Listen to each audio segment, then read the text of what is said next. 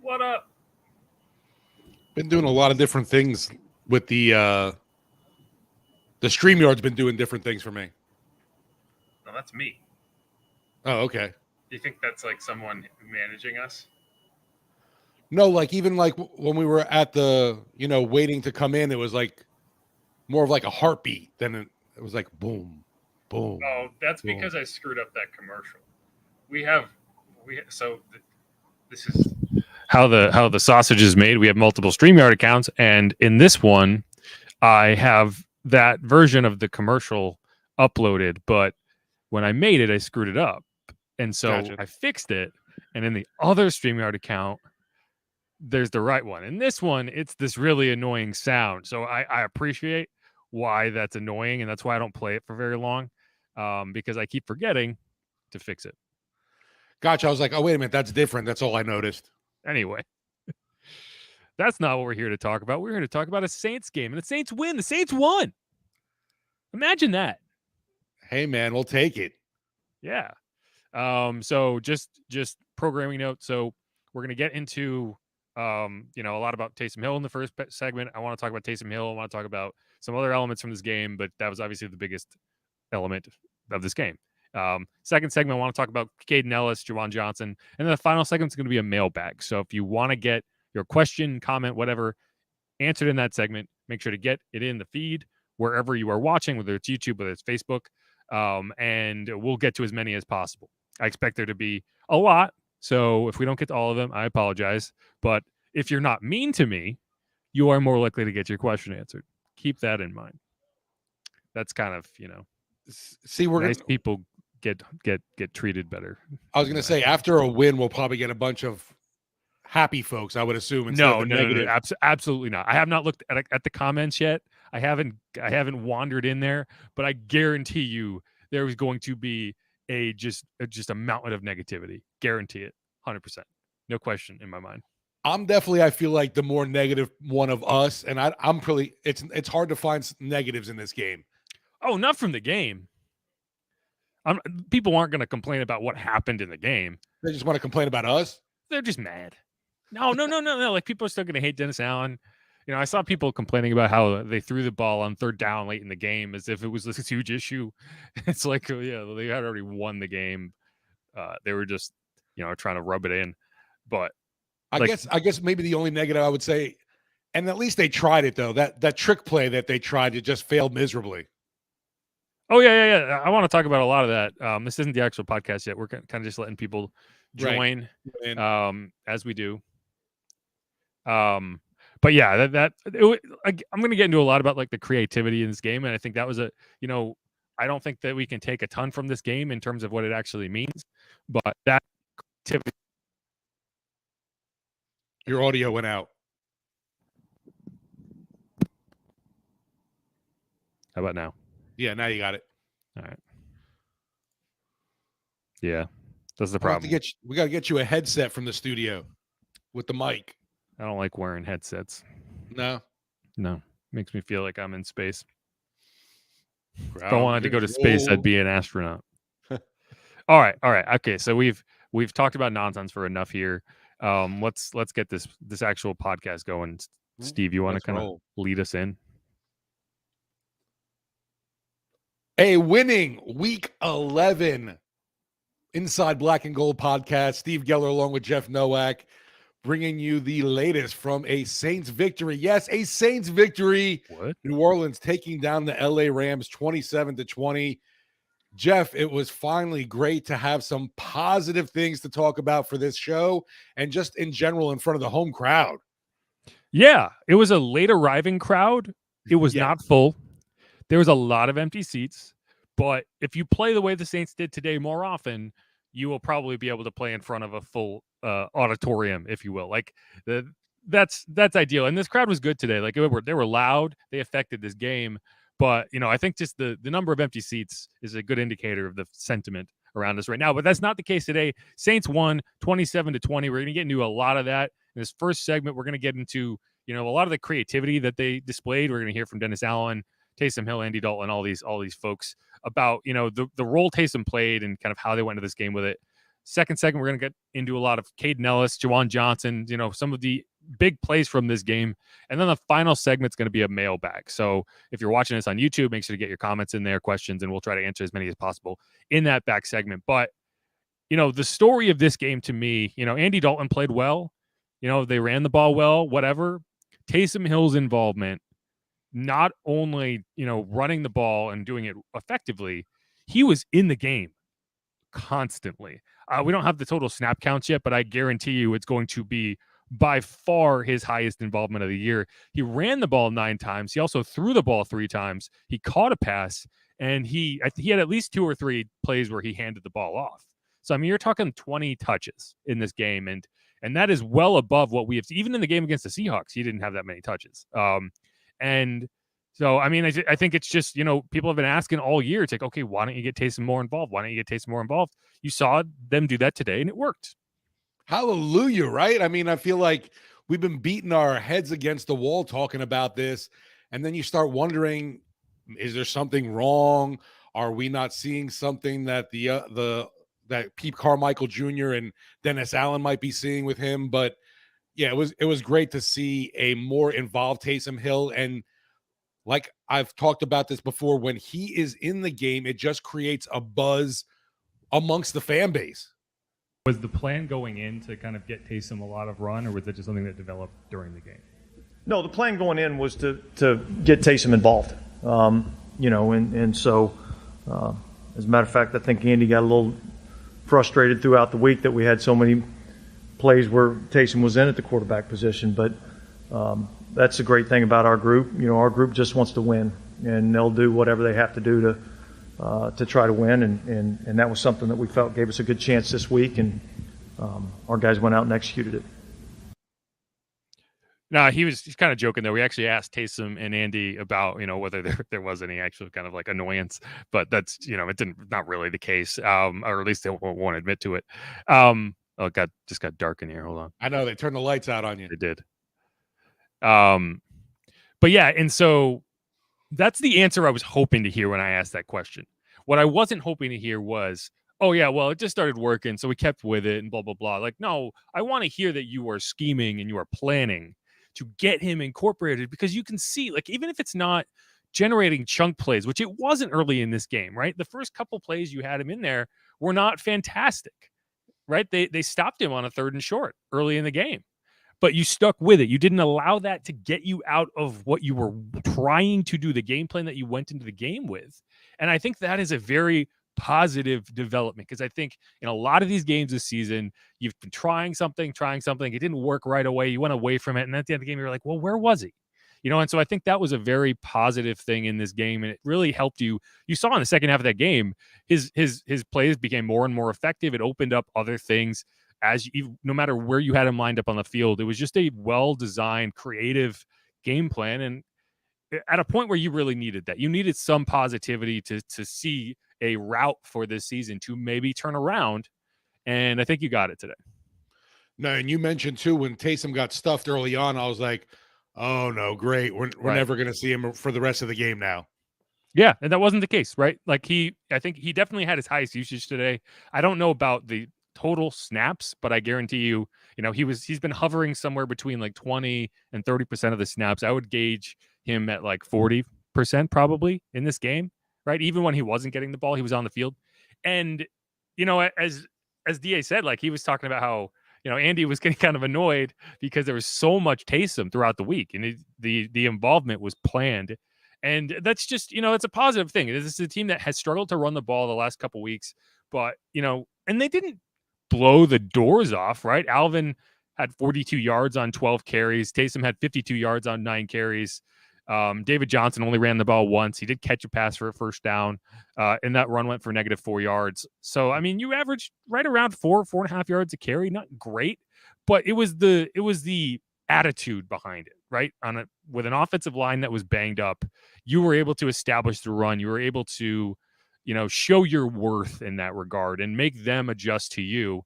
And, I'm not going to take too much out of this game. The Rams are a very bad football team. Like, let's be real. This is very similar to the Raiders game where, it's not a sign that this team has turned things around, but you have to be able to beat this team. And they did. So I'm not going to hold that against them that the Rams are bad.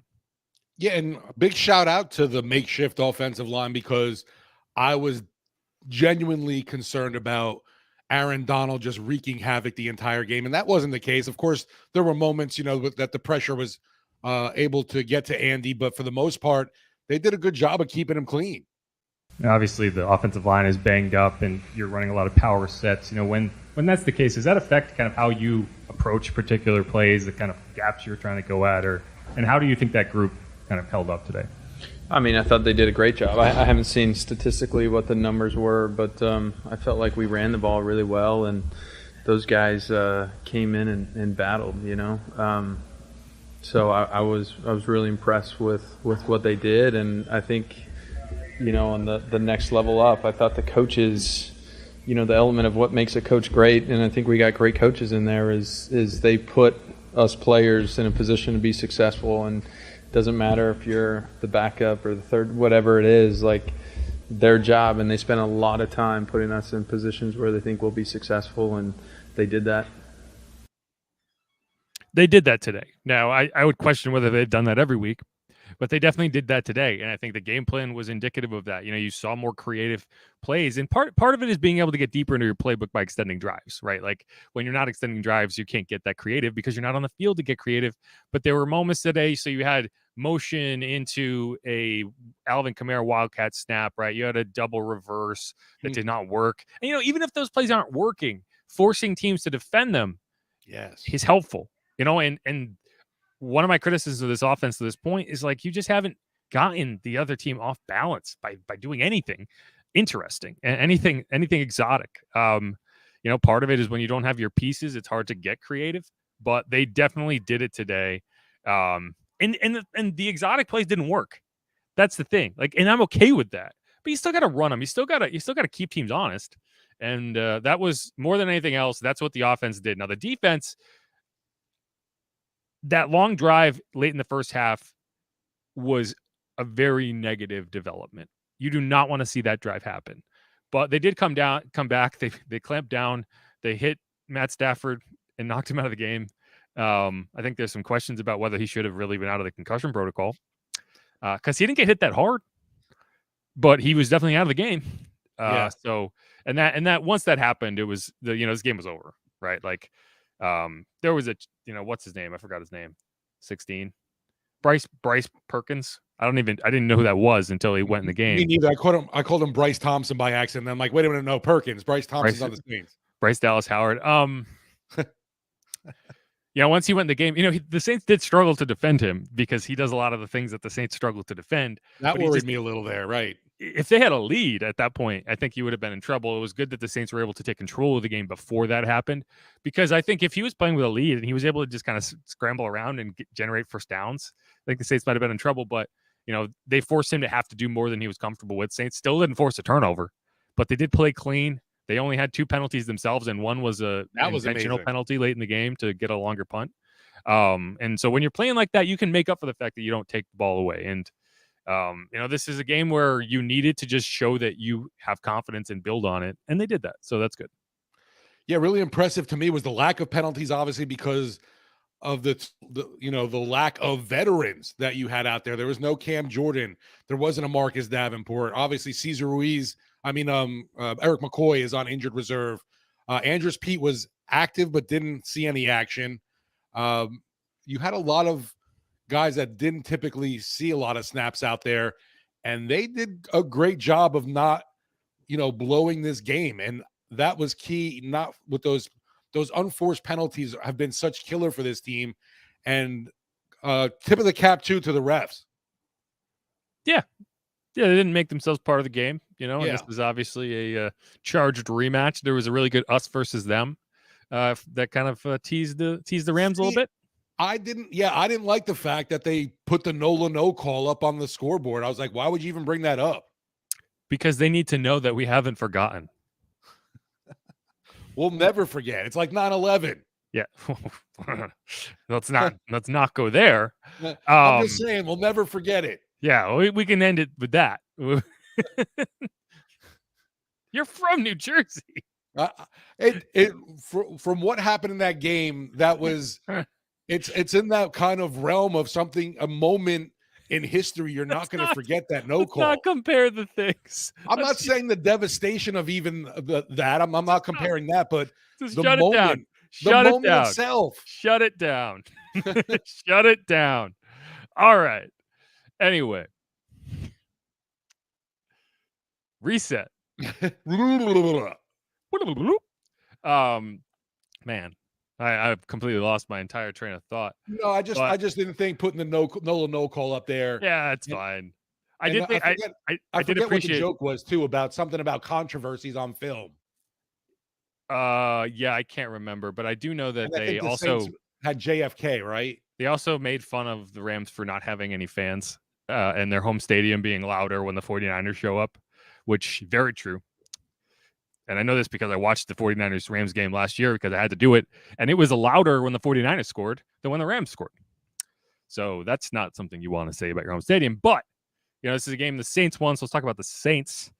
And, I think that one of the reasons I'm not going to overreact to this win, right? Like, I'm not saying the Saints are out of the woods. I'm not saying that the Saints have figured the thing out. I think the Rams are really bad, and they were too bad. They were too banged up. They're just not a good enough team to win a game. I don't care who they're playing. They might not win a game the rest of the season if things go the way they did today for them, if they can't get pieces back, if they're missing their fourth string center, right? And Matt Stafford is not in the game. Like, this could be the worst team in the NFL if the team that was on the field at the end of the game today is the team that is on the field the rest of the season. All that said, you can build off this. The Saints offense did look good today, and it's more of a question of, can you put it together? Can you string things together? And what I asked Andy Dalton about after this game is one of the things that the Saints have not been able to do this year. And if it doesn't happen next week, then this win doesn't really matter much. And here's what he had to say. Obviously, one of the things this team hasn't been able to do this year is win back-to-back games. Were there things in this game that you think, from an offensive perspective, were figured out, and how do you kind of roll that forward into next week to kind of get on a streak? Yeah, I mean, for us, we've got to carry over the momentum into this week. And so, that's the most important thing we can do. We can enjoy this one today, but moving forward, we got to find ways that the things that we did really well, things that we can build on, and find the things that we need to correct. And that's the nature of this game. And when you week in and week out, you got to correct the mistakes, but it's easier to correct the mistakes off of a win. And I think everybody understands that, and the feeling around the building after a win is always way more positive than the opposite. Yeah, and I think you mentioned this, is there wasn't any extravagant dance party after the game. The team kind of cleared out quickly, and that's the right approach, because you need to be business-like. You cannot spend any more time than is necessary celebrating this win, because this is a team that has not won back-to-back games all year, and unless you can go to San Francisco and win a game, this doesn't mean anything. That just means you are still on the same tedium, the same cycle of win, loss, loss, win, loss, loss, win, loss, loss. And if you keep doing that, then you are going to be a team that's watching the playoffs from out of the frame, right? You need to win multiple games. You need to get a winning streak going. And until you can do that, nothing matters. Nothing else matters. It's definitely felt like we've been stuck in win one, lose two, win one, lose two kind of thing. Right. And there's no momentum. You're not building from week to week to week. And I think that, as difficult as it's going to be to go out to the West Coast and beat the 49ers, that's a winnable game. Now, hopefully you can get some pieces back, right? Peyton Turner went down with an injury in this game, unfortunately. I do think that there is a slight bit of positivity in that, they listed him as questionable to return after the injury, right? And so when you see a guy go down with an injury like that and he gets carted off, you're immediately worried, like, oh man, what if he broke something, or what if he didn't walk off even under his own power. Then the car came on the field. Yeah, he was carted off the field, and there's always a big difference, in my opinion, between getting carted off the field and getting carted back to the locker room, because that means that the injury is enough that they don't even want you to stand on it. They're like, okay, we're going to bring it out here, because these players would much rather walk to the sideline and go in the tent and get carted directly back to the locker room. But he was listed as questionable to return, and if he had suffered something that was like going to end his season and it was obvious, he would not have been listed as Been questionable. out, right? Like I never expected him to come back in the game, but he would have been listed out right away if he like for example broken his ankle, which is something that can happen in an NFL game. So hopefully that's a good sign for him. And, maybe he will miss a few weeks with an ankle injury, but hopefully it doesn't end his season because, who knows how long Cam's going to miss? Who knows how long Marcus is going to be out? You finish this game with Jabari Zuniga getting real reps. And that's, I didn't even pronounce that guy's name until today. So, hopefully you can get him back, but there's going to be serious questions and you're going to have to figure that out and go across country and get a win. And because every game, in my opinion, from this point on is a must win. And you mentioned with Cam Jordan, he was at the game, but still donning sunglasses. So you can't really tell how bad the eye issue is. Not like, I don't know if it's like swollen still or what exactly he's dealing with, but my theory is it's gone. My theory is he lost his eye. He's got a glass eye now. Just a hole. Like Game of the House of the Dragon type stuff. Yeah, I mean, obviously he's a big factor to return this game coming up because we don't know what's going to happen with Davenport. Who knows what's up with Peyton Turner now too. So your defensive end stock has been dipping. Yeah, and you have got, and I don't know if anyone's going to get that reference, but I'm not going to explain it. If you've seen the show, you get it. You got an impact in the pass rush from the linebackers, and you're going to have to continue to get that. Demario Davis got through for another, I think they listed it as a half sack. Caden Ellis had 2 sacks. I started him in fantasy this week, so I'm glad he did that. He got me like 12 and a half the points. Saints defense or just you No, I started have Ellis? an IDP league, so I actually started Caden Ellis in one of my pickup. In one of my slots because I think I had Javon Holland and the Dolphins are off this week, so I had to find somebody, and I was like, Caden Ellis is gonna have to make tackles. Snaps, right? Someone's gonna do something, and it's gonna be him. Like Pete Werner's not there, so that volume tackle spot is to be had by somebody. But it was the sacks that actually made the big difference in that. So he had 2 back-to-back 2-sack games, right? I don't think he had 2 sacks. No, I don't think so. No, okay, no. I think he had 1. But either way, so. Good game by him. We're going to talk about him a lot more in the second segment. And it's just, it's nice to just enjoy a game of football. Oh, he had so 1.5. He had 1.5 against the Rams. Sorry. Gotcha. It's been so miserable watching Saints games. And I think I tweeted this midway. It's like, I don't even care who wins this game. It's just nice to watch fun football because what we have seen from the Saints the last 2 weeks has been anything but enjoyable to watch. No, totally agree with that for the fact, the game in Pittsburgh was no fun whatsoever. I don't think from either side of the ball wasn't impressive. And that game against the Ravens on Monday night, you were just totally dominated by Baltimore. Yeah, you're getting embarrassed, and that's never fun. Yeah, and I'm seeing right now, like, looking at this, Pittsburgh at the half actually beating Cincinnati. So Steelers on a roll. Yeah. Who knows if they can hold that lead? Yeah, and the Broncos and Raiders are tied 10-10. No one's watching that game. I was going to say there's some exciting football right there. Yeah. But all right, let's wrap that segment up. We're going to come back. We're going to talk a lot more about Caden Ellis and Juwan Johnson, who, leading the Saints in receiving touchdowns by now a wide margin. Stick around for that on Inside Black and Gold. Yeah.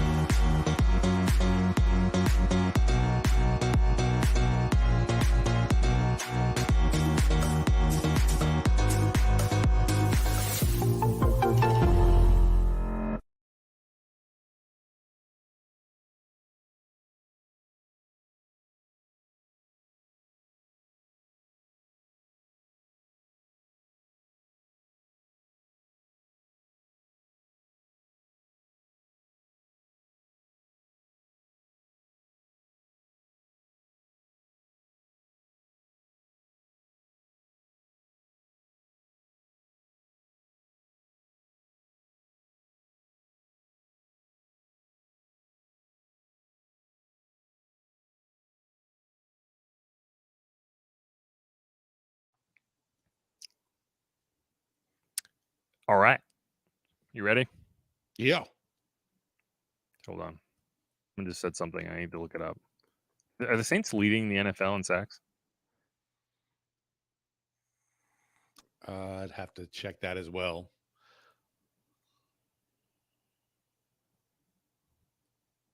I don't know if that's possible. Oh, it's definitely possible. They got 6 sacks against the Steelers.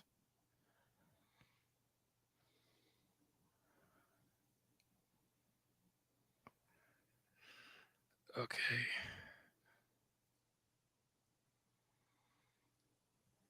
I don't know. No. Then They've who got is? 32. They've got the 4th most. Is that including today? 11 games played. So, yeah. Okay. So either way, it's still 4th most in the NFL. It's a pretty good number. Yeah, you got Pats, Cowboys, Eagles, Saints. Yeah, for a team that hasn't, we're complaining all year about how they haven't rushed the passer well. They have the number 4 in sacks in the NFL. No, for sure. You think about how through week 3, I think there were concerns. It's like, where is this pass rush? Well, they didn't have a sack until they didn't get a sack against the Falcons, and they only had 1 against the Bucks. So for the first 2 weeks, you were averaging a half sack a game. So, it's come around. Anyway, let's get back to this. And we're back here on Inside Black and Gold. Make sure to hit that subscribe button wherever you get your podcast. My name is Jeff Nowak. Follow me on Twitter at Jeff_. I'm sorry. No, that's not true. You follow me on Twitter at. No, it is true. What am I doing? It's been a long day, guys. You can follow me on Twitter at Jeff_Nowak. You can follow Steve at Steve Geller, WWL. And we're going to get into this. I want to talk about Juwan Johnson. This is a guy who came to the NFL as a wide receiver. He was not. He had to make himself into a player that we had to talk about every week. And that wasn't always the case, right? He has disappeared for long stretches throughout his career. But this year, more often than not, he showed up. He had 3 catches for 47 yards and a touchdown today. He has 5 touchdowns in his last 5 games. He's leading the Saints in touchdown receptions with 5. And no one else on the team has more than 3. Good for him. He's a guy who should be a weapon, and he has turned into one at this point in the season. Definitely something that none of us saw coming. And I think there were even some concerns like in training camp, his roster spot definitely wasn't guaranteed, I would say. I mean, yeah, there were people saying like, oh, Lucas Krull's going to make it and we're going to bump Juwan Johnson. I wasn't one of those people. But, I was just saying, though, yeah. I remember hearing it. Right. It wasn't anything that was guaranteed. He was definitely, I wouldn't say it was on the bubble even, but there was some talk going into camp like Juwan Johnson's spot is definitely not solidified, obviously. Let's put it this way. If he had a bad camp, there was a reality where he got cut, right? That's a good, I think that's a good way to put it, is like right. His spot was not guaranteed. Like if he had laid an egg in camp and he just didn't look good, you could have feasibly seen him missing the roster, but obviously it didn't happen. He had a rough set of OTAs. Like I don't think he looked great until camp started. But and he's really shined since. A lot of his production may have come in quote unquote garbage time. He had the 2 touchdowns against the Cardinals. He had that late touchdown against the Ravens, I want to say. Yeah, you're right. But today that was obviously a meaningful touchdown. He had that catch on 3rd and 1, or I think it was 3rd and 1 early in the game when the Saints were getting really aggressive, and I think that really set the tone for how they were going to attack the Rams in this game. And it's just good to see. Yeah, a guy that too he talked about, I think it was when we were at that week in Green Bay, the fact that learning the tight end position was a whole new world for him, just because it's something obviously he had never done before, and just the mental part of being a tight end was just so much more intense than he even imagined. Yeah, hold on.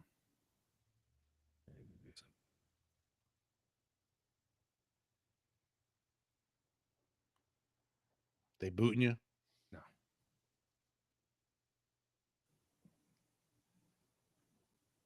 Great victory. You were a big part of it. What does it mean to get back on track? Feels good. I mean, anytime you get a win, you come back in the locker room, you got guys dancing, guys, just gelling together. But definitely when you have the offense clicking, you got the defense, making stops, it always feels good to, you just got to keep going. That's pretty much the main thing. Keep the main thing the main thing. You're making your catches count. You lead this team with 5 touchdown receptions. What does that mean? It was never about me. I mean, that's all I'm gonna say. That's how I've always been. It's always glory to God first, but it's always, to my teammates, is doing it in service to them. I play for them pretty much, so it was never about me. I think that's like the biggest thing about this whole team is that we got a whole bunch of guys who aren't playing for themselves individually, and that's when success comes. Just playing for the other guy across from you. Me and Trout said before the game started that I'm playing for you and he's playing for me. So that's just the biggest thing about the whole thing, just playing for each other. But a lot of talented players on this offense to lead this team in receptions has to mean something. Yeah, it's something, but like I said before, and I'm a guy that doesn't really harp on like personal achievements. It was never about me. I just work hard so I can, so we can win, and we can win Super Bowl, win championships, divisional stuff. It was never about me. Appreciate your time. Absolutely. Juwan Johnson, back to you guys in the studio. That touchdown penalty kind of boxed out. Yeah. I mean, this is like Mike's route right here. But since Mike's gone, I kind of like taking that role of being like that box out guy in that certain position. So it was kind of like a box out position and kind of like doing my thing, like playing basketball. Yeah. Mike's done it well for so many years, and so just watching his film and kind of emulating that is kind of like the biggest thing. So yeah, just all I had to do is make the catch and use my big body. You get pointers from Mike on that route? Like, he can tell you well, I mean, it's just all about watching film. I mean, like I said, he's done a great job running the route. He scored on the touchdown in Tampa, so it's like it's nothing different from what he does, and so I just have to do the same thing. He's so successful at doing it, so I'm just like doing the same thing. Got it. Looks like you and Andy aren't getting some chemistry over the last 2 years. Yeah, so that was obviously Juwan Johnson talking about his game. I did think it's interesting that he's saying, "Oh yeah, that's Mike's route," right? Right. Because I've always said like Mike basically is a fast tight end. Like obviously he doesn't line up at the Y, but the way he plays throughout his career is like, yeah, you use that body, you box people out, you get open, you make the catch with strong hands, and that's what Juwan is able to do. What he needed to be able to do was become a better blocker, and he's becoming. I still think he has some work to do as a blocker, but he's gotten good enough that you can keep him on the field. And when you have him on the field, he can be a weapon, and that's what he was in this game. Yeah, there's no doubt that Johnson's been one of the brighter spots on this offense this season, and it's a nice surprise, I would say. It wasn't anything. I didn't think his contributions would be this large this year, and even though things haven't been pretty at times or perfect, at least, there's more reason to believe that Johnson's going to develop even more into this role as he gets more acclimated as a tight end. Yeah, I mean, this year alone, he's had 1, 2, 3, 4, 5, 6, 7, 8 games now with at least 30 yards receiving and multiple catches. And the consistency is what you want to see. He's a tight end. Tight ends are never going to have gaudy numbers week to week unless you're a Travis Kelce or George Kittle, but you just want them to be involved and you want them to continue to be a consistent threat. And that's what he's been. And especially in the red zone, in touchdown scoring areas. And that's a good thing. So his stats on the year, his stats on the game, where was it? Oh, I was looking at David Johnson. I was like, that's not him. Juwan Johnson, 3 catches on 4 targets, 47 yards and a touchdown. He's got about 45 targets on the season. He's going to blow away all of his career high numbers. He already has in touchdowns. He had tied his career high with 4. Now he has 5. And so, the guy you keep looking at and saying, poking him with a stick and saying, do something is Adam Troutman. He actually had some involvement today, but I think it's pretty clear that, this is Juwan's role in that, flex tight end position, and he's not giving it back. Yeah, I would agree that totally. There definitely seems to be more of that chemistry, that bond with Andy Dalton and Juwan Johnson than Troutman. And I don't know what Troutman's deal is. I know obviously he had that concussion early on that he was coming back from, but just hasn't really assimilated into this offense. He's had a catch here or there in games that, have maybe made your eyes pop a little, but just nothing really consistent from him. No, he's Josh Hill, right? Like what you were hoping weren't expecting Josh Hill as a blocker. He's been fine as a blocker. He hasn't been great, but I mean, that's what you have in Adam Troutman. Now you don't trade up into the 3rd round and pick Adam Troutman expecting him to be Josh Hill, right? So that's a miss. But I mean, that's what you have, right? You have a young, cheap blocking tight end, and that's going to be his role. I think we can all just accept that. We don't need to go in every offseason saying, well, maybe Adam Troutman can suddenly be a weapon in the passing game. It's not going to happen, but he can be a consistent blocking tight end. It's one of the reasons I think you're comfortable releasing Nick Vannett, which happened this week, because that's his role, and it's not the sexiest role you can have, but that's what he is. And Juwan Johnson is going to continue to be the downfield weapon at the tight end position. I think that is a positive for the Saints. And anytime you can define your role, I think that's a good thing. They could end up playing the whole shuffle game too, though, with Vannett and bring him back. Oh, I think they will. Releasing him too. I mean, he took a pay cut to stay here, so he wants to be here, and he was already. I'm sure his pay cut was taking him down to the minimum. So in this instance, he's the guy who gets waived, right? Like, that's why you want him at the minimum, so that when you bring him back, you don't have to figure out the money, right? You're just, okay, you're signed at the minimum. We're going to waive you. We're going to bring you back on Tuesday. Don't go anywhere. Don't pack your stuff. Whether he might come back in the practice squad, who knows? But, that's why you do that, right? It's like, okay, Nick, you're making above the minimum. We need to bring your salary down so that we can, make this work. Same thing that they tried to do with Latavius Murray last year, and Latavius wasn't having it. Nick did take that pay cut. So I would be surprised if now he's not willing to play ball and just come back on a minimum deal. But either way, it is what it is. One guy who will have to give his job back at some point, but is playing way, way far above and beyond what I think a lot of people expected, at least people who had not seen him play before, is Caden Ellis. He had like 27 tackles on the season. He led the team with 10 today. He had 1.5 sacks, and he's just continued to thrive in a role that you didn't know what to expect from. You were losing Pete Werner, a guy who has been everything to this defense over the first however many 9 weeks that he had played. And Caden has really come in, and I don't think you've seen that much of a drop off. Obviously, the defense didn't have its greatest day in Pittsburgh, but I don't think that they struggled as mightily as you thought they might with losing Pete Werner. So that's really positive. I really like Caden Ellis, and talking to him, he's a very positive presence. You can always, there's just an aura about somebody. A guy that he's the oldest of 12 siblings. Wait, what? 12 siblings. His 12? son, 12, right.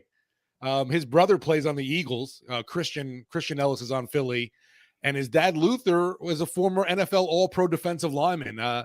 Just a big football family there, 12? and a guy that's easy to root for. I feel like they could have an entire team. Yes, he could field some. I don't know if it's all brothers, obviously, but I do know it's 12 siblings. That's wild. I did not realize that. That's insane. Anyway. I'm just blown away. What's funny about what do they all have great cheekbones? I don't know. We'll have to get like a big family photo to look at. But what's funny, talking to him previously, he had said that he didn't get recruited by a lot of schools because he desperately wanted to play quarterback in college, and he told some coaches that he didn't want to play defense. And now look at him, which is amazing. He wanted to be a quarterback. Well, yeah, and he's also, he's another Utah guy. He went to school at Idaho. But I think what DeMario, we asked DeMario about Caden's performance, and I think his answer kind of summed it all up pretty nicely. Oh man, 5'5" has probably been for the last couple years the best kept secret in the NFL. We knew what type of player he was, and now he's getting that opportunity and he's showing it to the world. I don't know if anybody's shocked when they watch it in our building. I'm sure he's shocking a lot of people who didn't know. But just give it time. He's going to be on everybody's radar.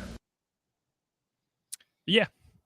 Yeah. And I mean, I think he's a guy who struggled to stay healthy early in his career. I think he would have gotten an opportunity before now if he had been able to stay healthy, right? He's been on the team forever. It's not like he's heading in. This is year 4. Right. It's not like he's a new face and you're like, wow, I can't believe we never got to see him before. He hasn't been healthy. Yeah, he's kind of like Chase Hansen. Like every year it's like they bring him back because they like him. But prior to this year, he just hadn't been able to stay on the field, and he has this year. And I think he has earned himself some money, right? Like that's the thing. You're looking at a guy who's going to be a free agent, and you're putting really good tape out there. And who knows? Maybe he gets a decent contract lobbed his way by a linebacker needy team. But and the Saints have a pretty good pedigree of establishing linebackers. So it's just good for him. He's worked hard. He's always been there. I think he's a very, very underappreciated piece of this team. Especially because they don't really run the Sam position out there. So even though he was technically the starter at the Sam, you're only getting like 8-12 reps a game. So just proving he can do it at will, I think, is really positive because the Saints are that team that signs him, and Demario Davis isn't going to play forever. And there's a scenario where maybe Demario calls it, and you move Pete Werner over to the mic, and you have Caden in at will. I'm obviously going way down the road here, but the fact that that's now on the table is good because this is a team that I've criticized it for not having a lot of depth that you could see stepping into a starting role.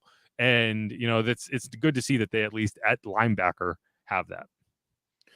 And this is what you love about the NFL too. Caden Ellis, 7th round draft pick for this team, and has easily outperformed 3rd round pick Zach Baun. It doesn't matter where you were drafted.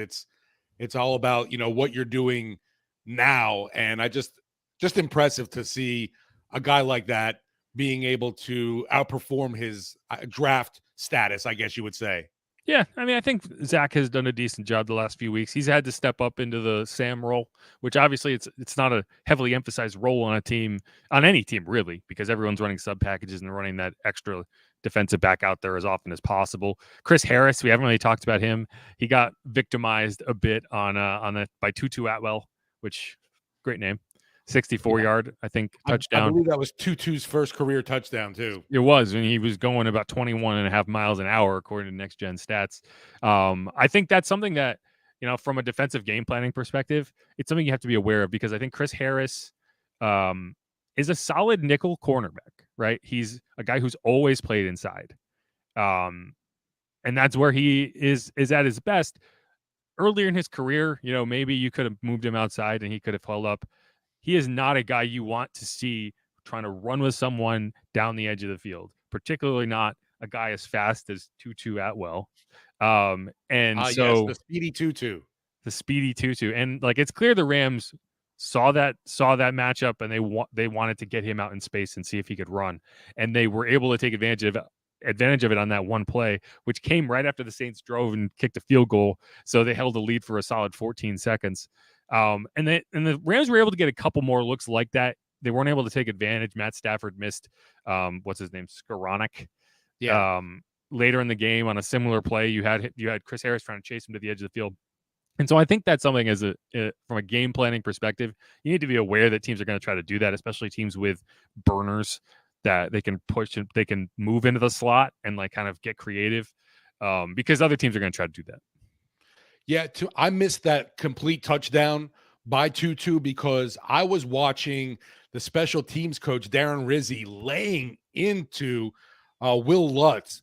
And I was trying to see what it was all about. And I'm assuming is because he didn't kick the ball far enough for a touchback on the Rams. But I couldn't make it out. And the next thing you know, boom, that one play, and the Rams were in the end zone. And I was like, wait a minute, what's going on?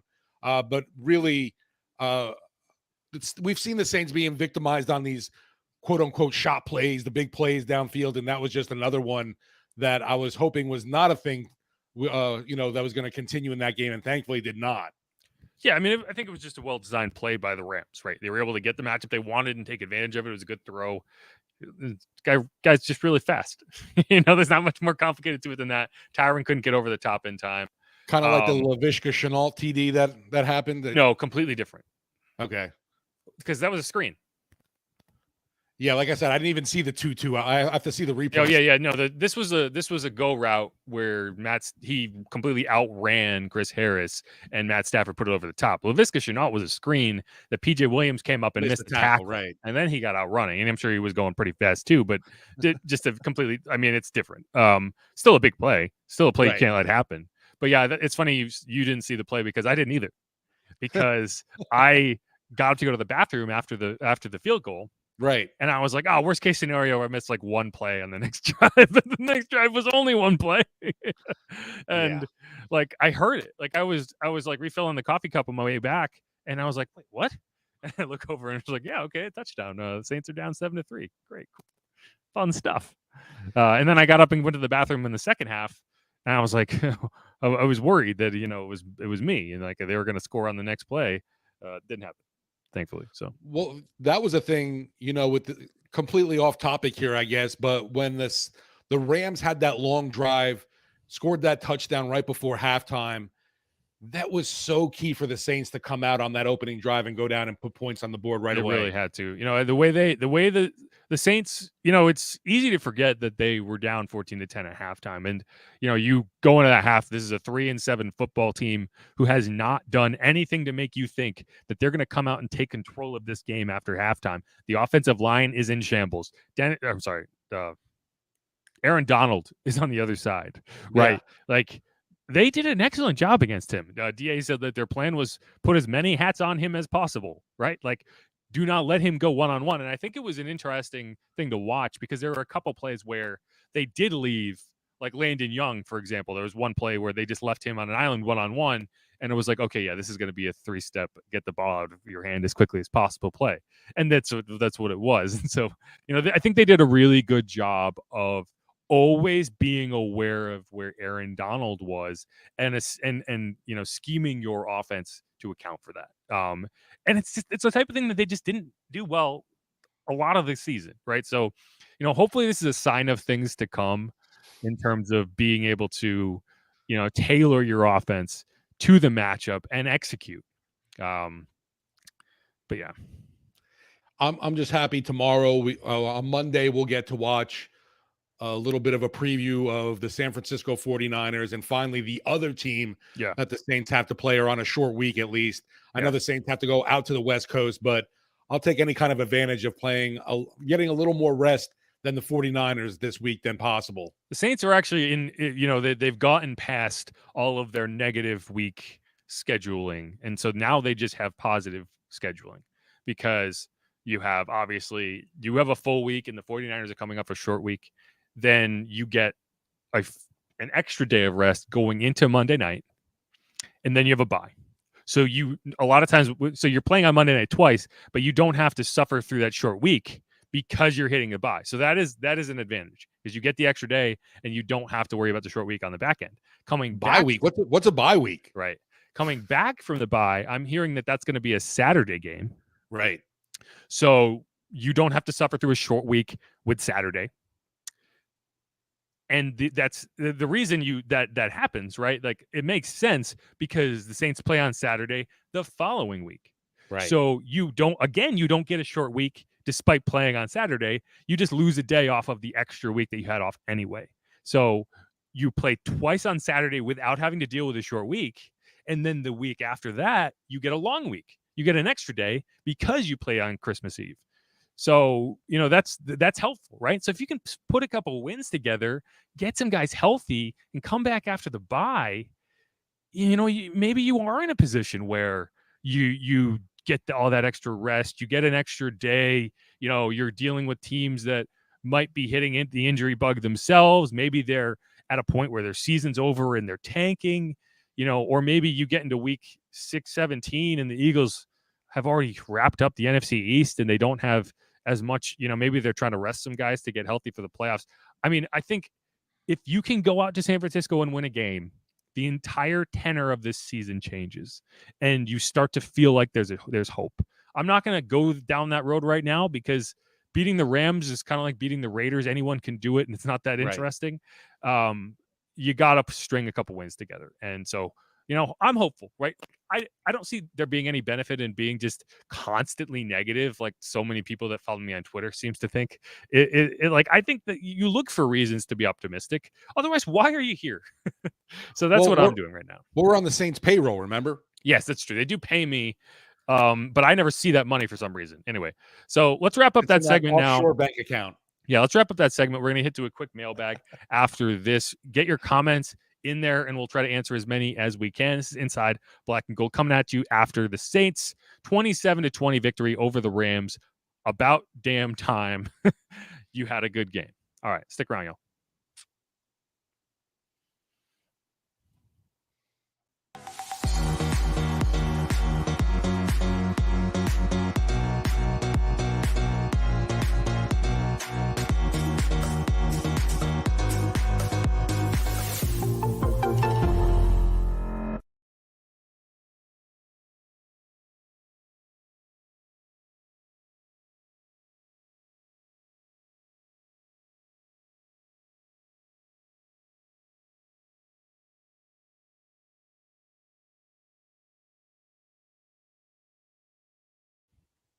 All right, back here on Inside Black and Gold. Not a ton of questions to hit, so we can make this segment quick. But hold on. Let me start that again. Yeah. Back here on Inside Black and Gold, we're gonna hit a quick mailbag here to kind of go into some of the action and some of the questions, some of the hot takes from after the game. And as expected, there's a lot of who cares, right? And that's kind of how it is. But anyway, I'm Jeff Nowak alongside Steve Geller, coming at you after the Saints 27-21 win over the Rams. And here's one from Byron Clay, which kind of, this is the idea, right? This is the constant negativity. This win means absolutely nothing. Andy Dalton will revert back. I mean, it doesn't mean nothing. It means nothing if you can't double down and win another game next week and then win another game after that, right? Like this win on its own, sure, it does not change anything about where the season is. You're still 4-7. You still are looking up at a division where no one is dominant. The Bucs are still going to be in first place at 5-5. The Falcons won, so they're 5-6. The Panthers lost, so they are 3-8, I believe. And the Saints are 4-7, right? But you're right there. You're a game and a half back. And you have a game in hand against the Bucs. You just need to pick up one more game in the balance. And so, yeah, you still are alive, whether you want to admit it or not. And I don't really care, but it's not about this week. It's about next week, and it's about carrying that momentum into next week. And that's what this team has been unable to do. So if they can start doing that, they can start building on some of these positive performances. If they can continue to play clean football and not deal with 10 penalties, right? They had 2 penalties today, only one that was like real. Then you start being a team that's playing winning football.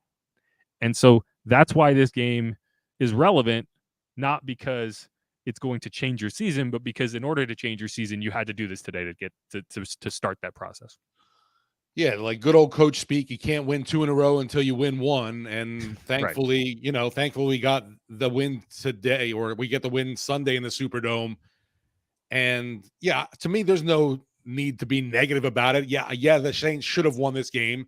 They did what they should have done, but we haven't seen that happen in the past few games. So let's enjoy it. I'm not saying we have to go around parading either the fact that, the Saints are back. The team's going to be on a tear now. We'll see what happens. I agree with you totally. It's like now this game against San Francisco is so key just because let's see something you haven't been able to do all year. That's win 2 in a row. Right. And if you couldn't win this game, then yeah, like I would have been ready to write this season off completely. Like there's other people who have already done that, and I understand it. Like when you start the season the way the Saints have, there's you lose the right to have people give you the benefit of the doubt.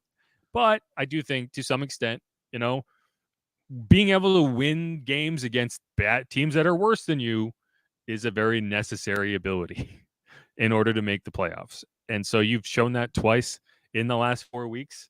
I think the Ravens are a team you were never going to beat. That's just like everything the Saints don't do well in one game. I had and such Lamar delusions Jackson of grandeur for that game. Right. Like if you got the Steelers at home, it might have been a different story. You didn't. You had them on the road. You had to go to Acrisure Stadium. They played well. They got TJ Watt back. There was emotion. They got the better of you. I think that game was closer than it might have seemed at the end. But either way, you lost it, right? So you needed to come back home and win a game to prove you can. And now you need to go on the road and win a game and prove you can. There's someone putting in just as many hours as us, Jeff. Look in the comments. Tony from Australia. Is he here?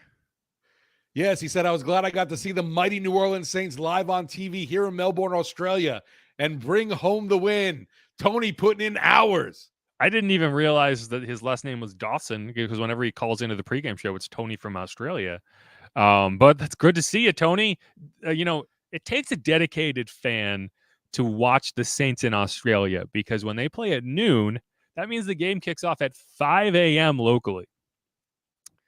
So keep that in mind. And not only if you was think he your day is dedicated- rough, imagine waking up at 5 a.m. and watching what the Saints did against the Steelers last week. And that's what I'm saying. Not only was he dedicated for the noon kickoff, he was calling into our pregame show. Yes, which means which means that he's calling in at like 2 a.m. local time. Tony, the dedicated man right there. Give him his props.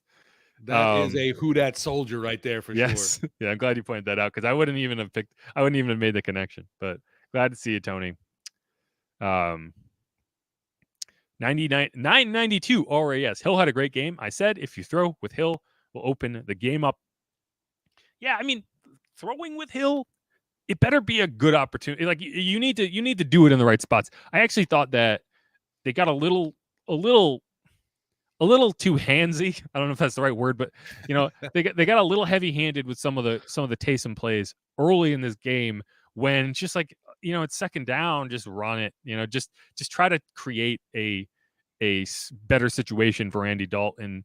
And there was one play where he tried to hit Jarvis in the back of the end zone, and like they played the sweep well, and so I think that's the read. If they take away the run, you throw it, but they also took away the throw. And so there's got to be a third option, which is hit that guy as hard as you can and try to knock him backwards and pick up a couple of yards, because what the throw he made very easily could have been intercepted. And that drive obviously ended in a field goal by Will Lutz. It was that first scoring drive. And, that's where it's like, you have to be careful. Like, you want to be aggressive with Taysom, but you also need to account for the fact that it's first down. And while Taysom's coming off the field, Andy Dalton's coming here on second down. And you much rather have that be a 2nd and 6 than a 2nd and 10 or a interception going the other way. And so that's the balance, right? But I think they did figure it out better as the game went on. Last week, and the week before, I was very critical about, okay, yeah, so you have an incomplete on first down, and then you send Taysom Hill in on 2nd and 10, and he runs for 2 yards or 1, and then you send Andy Dalton back on the field for 3rd down. What they have done, and I'm glad that they did this because I was complaining about it, is he's seen a lot more action on first downs, 3rd and short, and like 2nd and medium, right? Because what you don't want to do is take Andy Dalton off the field and then send him back out there in a 3rd and long that he had no business creating, that he had no hand in creating. And that's what you've avoided the last few weeks. And I think, they talked about how Andy's kind of got a little frustrated with all the Taysom Hill action in terms of during practice. And, I don't know how much real frustration there's been, but I would bet that it is frustrating to walk on the field in 3rd and 9 without even having a chance on 2nd down, Right. Something I did not create here. Right. It's like, you're just putting me in a bad situation. It's like being the relief pitcher coming in with the bases loaded. Well, right. Well, no, it's worse than that. It's different. It's like being a relief pitcher coming in with like a 3-0 count. Because as a relief pitcher, you expect to come in weird situations. Like, that at any point you could come in with the bases loaded and you're expected to get out of that. You don't think you're going to come in knowing that, like, one bad pitch and I walk in a run. So that's kind of how I think that works a little better, but it's a good analogy. I was excited, I will say, to see Alvin Kamara lined up in the Wildcat, and I was like, oh my goodness, we just saw Derrick Henry throw that jump pass on Thursday Night Football. I was like, could we see something similar here? But oh well, that play went awry. Yeah, and I thought that they did a really good job of getting Alvin the ball at the edges of the field. Yeah, they did that in the 3rd quarter, and it's like, why? I've been wondering all season, like, where have these swing passes gone? Where have these like quick throws to the edge to get Alvin Kamara in space going? Because you haven't seen them.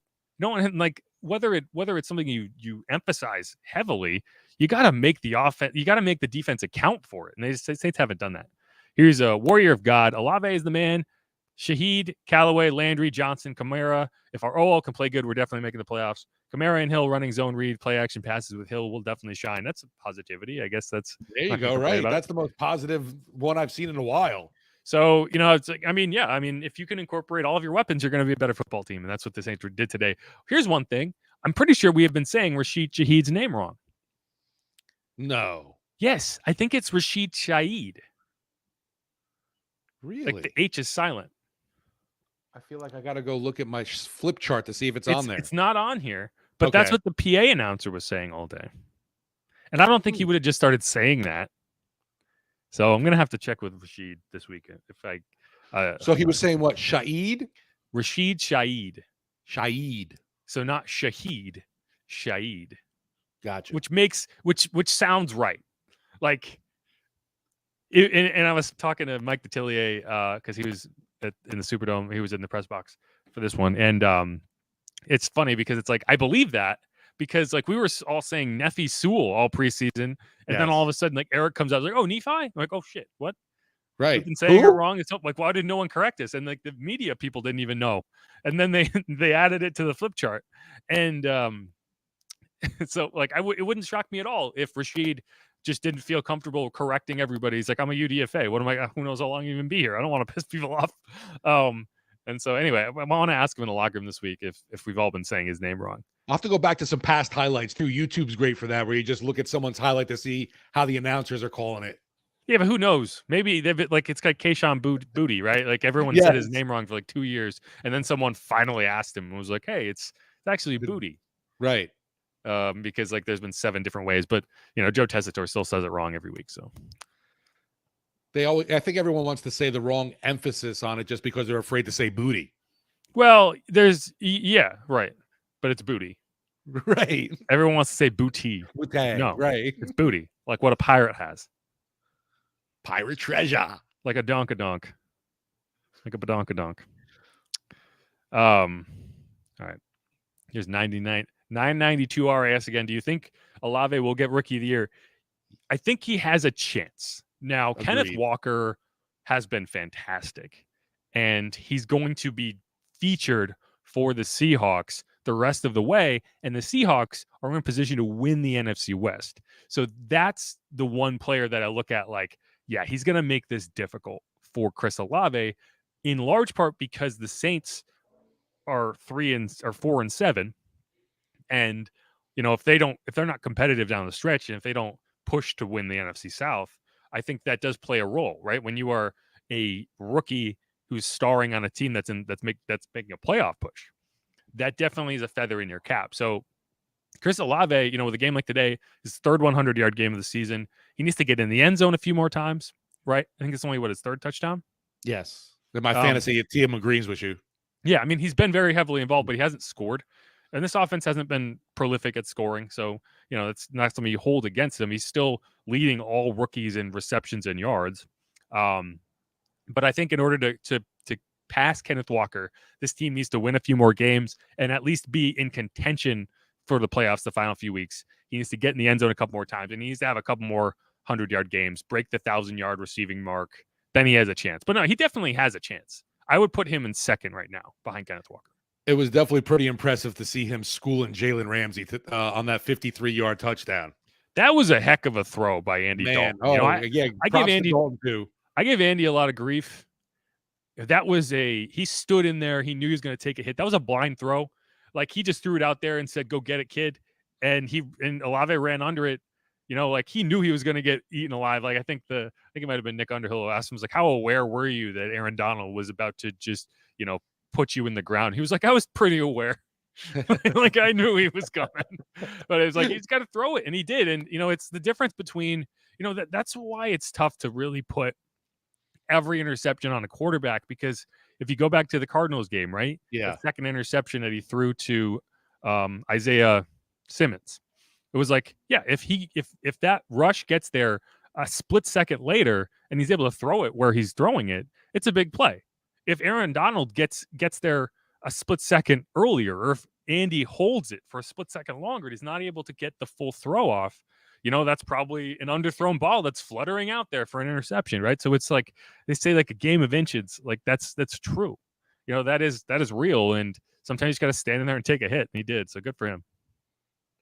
Yeah, and just we want to see more of those plays, obviously, but I think that Olave has been pretty darn consistent this season, and I know we've mentioned this on and on and on. You don't have, a top guy like Michael Thomas around. Jarvis Landry hasn't been around for most of the year, and there's pretty much, he has been the guy, the target, and is still able to produce. I love what you said early on. It's like Chris Olave is always open. Yeah, he is always open. It's just a matter of throwing it. Can't guard Chris. Here's Tony. He says, "Oh, he'll be bringing all the good juju. He's going to fly over." I asked him this morning how long that flight is. I think he says about 15 hours. So yeah, if you come, you got a comfy seat. let me know, and I'll come say hi before the game next year if I'm still alive. You'll be alive along with this team, hopefully. I don't know if it doesn't get warmer soon. You're a transplant northerner. Come on, buck up. Daryl Heim. Dalton did great, but I think he could have done better, especially early on. Felt like he wasn't allowing the play to develop. Well, keep in mind, again, this is a game where you were down 3 of your 5 starting offensive linemen, and Aaron Donald was on the opposing defensive line, right? So I don't blame a guy for getting a little antsy in the pocket, for maybe that clock speeding up a little in his head, right? And sure, yeah, maybe if he stood in there, he might have been able to create some more plays. But again, if you're standing in there thinking, "Oh yeah, we're going to stop Aaron Donald for sure," yeah, I don't have to worry about this. It's going to be you're going to have a long day, and you're going to be pained. You're going to be in pain after it. Yeah, to me, I give the Saints a ton of credit for being able to limit his production, because I was definitely ghastly afraid of what Aaron Donald's stat line was going to be at the end of this game. And he had some, made some plays, but it wasn't like he overtook it, which I was worried about. Right.